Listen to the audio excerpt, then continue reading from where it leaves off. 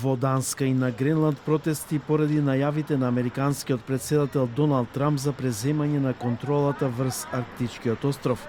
Протестите доаѓаат неколку дена по состанокот во Вашингтон на кој данските представници беа децидни дека засега нема можност за договор со американската администрација за иднината на Гренланд.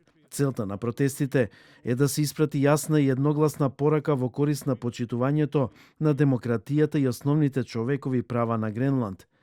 Коалицијата на локални гренландски организации сака да го искористи присуството на делегација на Американскиот конгрес во Копенхаген за да се слушне нивниот глас.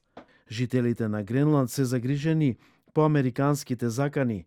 Сметаат дека ќе плаќаат за многу услуги кои сега се бесплатни. Образованието, здравствената заштита, сето тоа е бесплатно. Председател Трамп се закани со зголемување на царините за земјите кои не го поддржуваат неговиот план за Гренланд. Ќе воведам тарифа за земјите ако не се согласат со плановите за Гренланд. Островот ни е потребен за национална безбедност. Значи, можеби ќе го направам тоа. Франција, Шведска, Германија и Норвешка заедно со Холандија, Финска и Британија, а од денеска и Словенија, распоредија воен персонал на Гренланд за извидувачка мисија како дел од вежбата Арктичка издржливост на Данска организирана со сојузниците на НАТО. Данска ги покани и Соединетите американски држави да учествуваат на воените вежби.